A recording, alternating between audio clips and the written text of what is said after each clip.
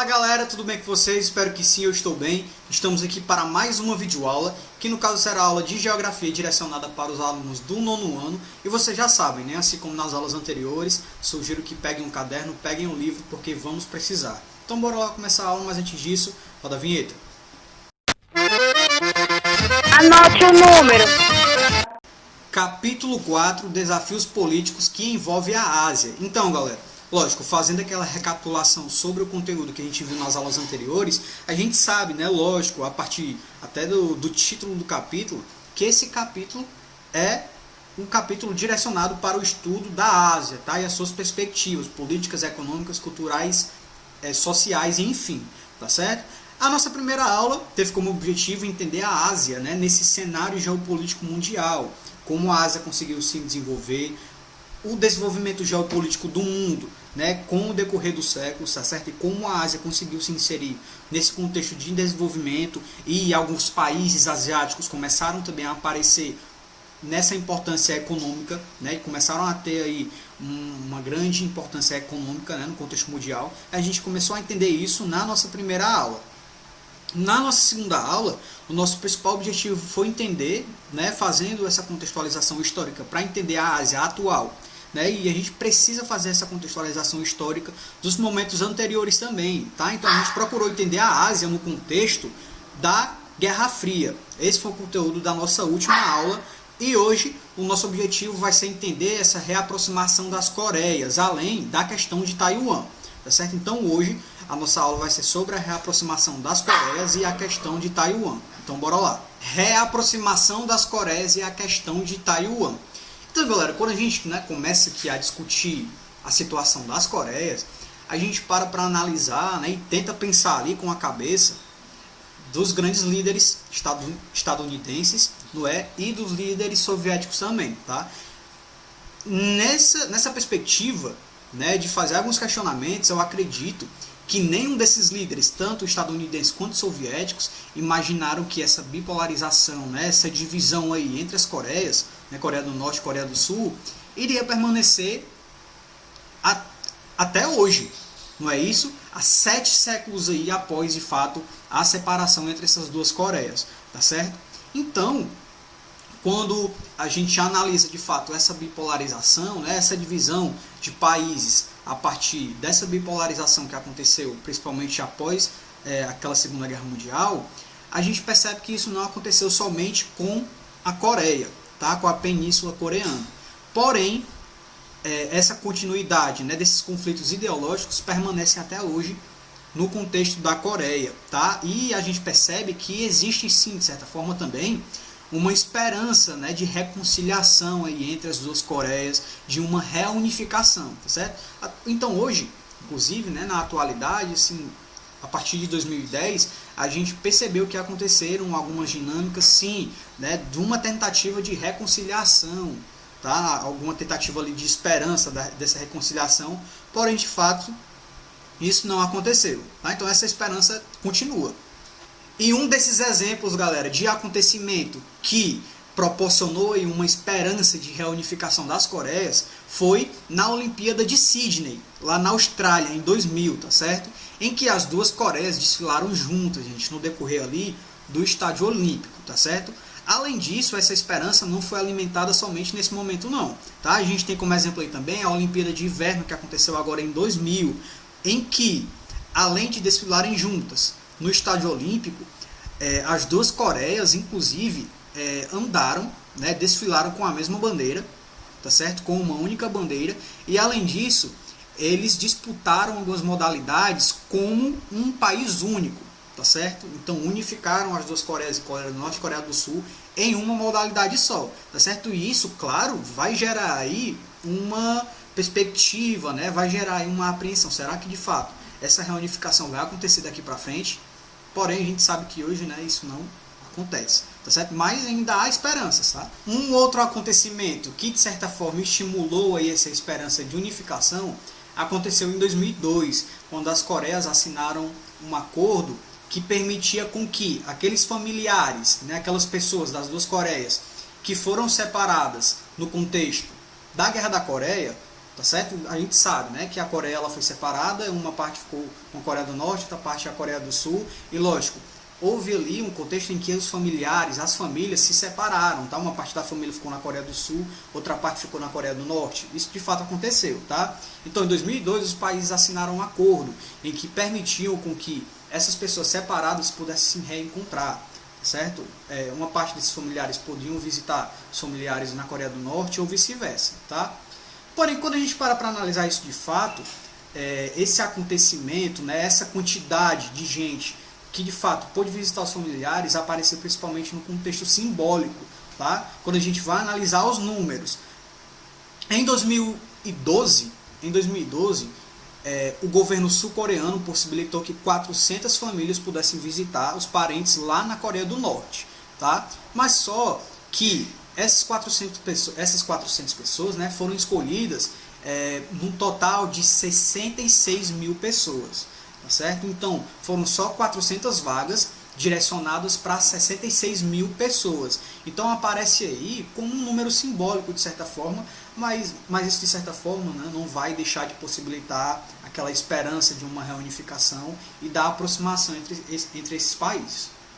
Em 2004, gente, se estabeleceu uma zona industrial no contexto do território norte-coreano, tá? Diante disso, foi estabelecido também ali um acordo, tá, em que empresas sul-coreanas poderiam participar desse investimento, poderiam investir nessa zona industrial, tá certo? Porém, o que era que teria que acontecer? Essas empresas sul-coreanas, né, inseridas no território norte-coreano, precisariam contratar mão de obra norte-coreana, tá certo? Então, de certa forma, ali em 2004, esse foi um acordo que deu certo, tá? Entre aspas. Porém, com o decorrer desses testes nucleares aí feitos pelos norte-coreanos, esse acordo, de certa forma, ele ficou fragilizado, tá? Foi quando, em 2016, né, a Coreia do Sul resolveu retirar ali os seus investimentos, tá certo? E essa zona industrial, a partir de 2016, ficou sendo de responsabilidade somente da Coreia do Norte, tá?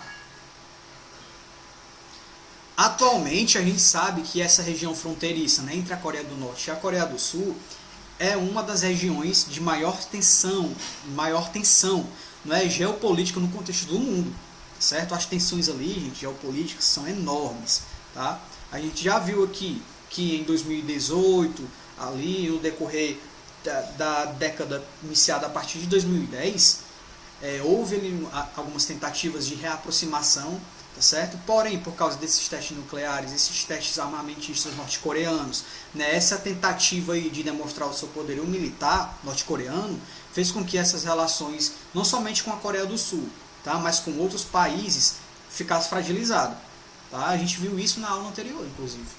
Em 2018, além daqueles gestos de simpatia que foram promovidos lá durante os Jogos Olímpicos sul-coreanos, né, após aqueles 5 anos de congelamento dessas relações entre os países, os presidentes, né, da Coreia do Norte, no caso Kim Jong-un, e da Coreia do Sul, né, o Moon Jae-in, eles realizaram alguns encontros que foram históricos, sem dúvida nenhuma, que pareciam, de certa forma, promissores. Né? Então, expectativas foram criadas. Tá?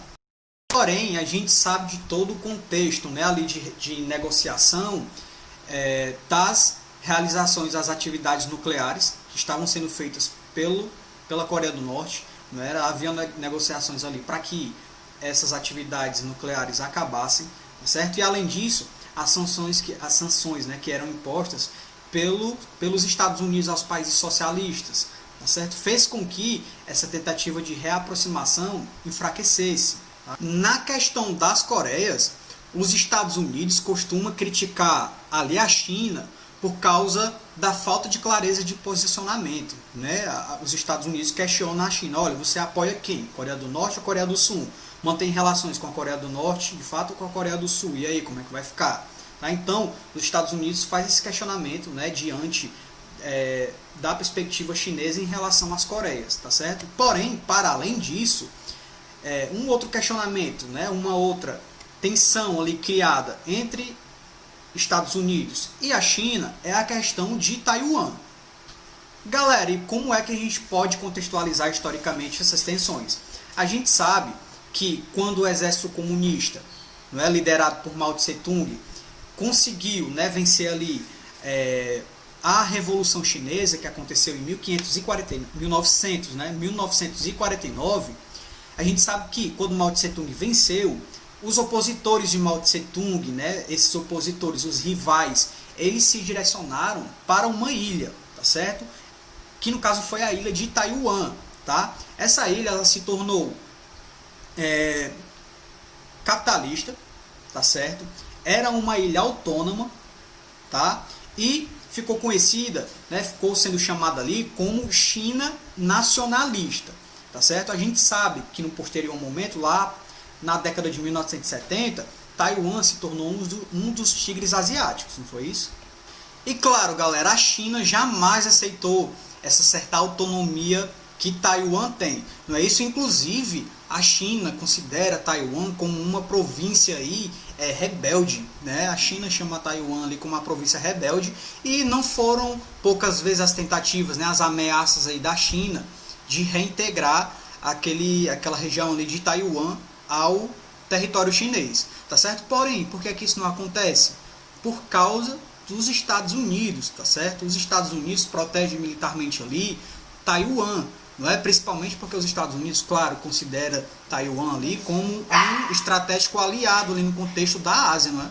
Além dos Estados Unidos, outro aliado, importante aliado de Taiwan também é o Japão, tá bom?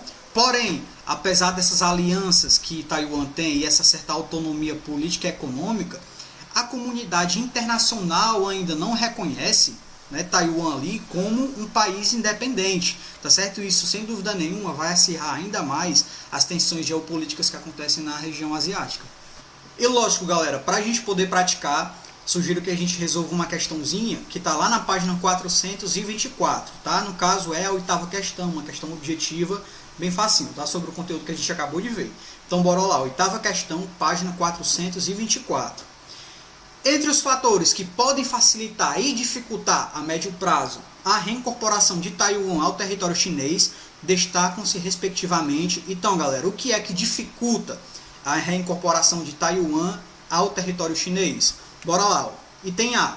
A atração representada pela economia chinesa e a aliança histórica entre Taiwan e os Estados Unidos. Galera, a gente já achou aqui o item correto, tá? O item A da 8ª questão é o item correto. A atração representada pela economia chinesa e a aliança histórica entre Taiwan e Estados Unidos de fato acontece, tá? Então é isso, galera. A gente encerra a nossa aula por aqui. Eu espero que vocês tenham entendido e vocês já sabem bem, né? Caso não tenham entendido, podem entrar em contato comigo pelas redes. A gente tem a nossa ferramenta online, né? O Google Meet, em que a gente pode tirar essas dúvidas que porventura surgirem e a gente pode ampliar as discussões também que são vistas aqui nas videoaulas, tá? Então continue estudando, a gente se vê e até a próxima. Valeu!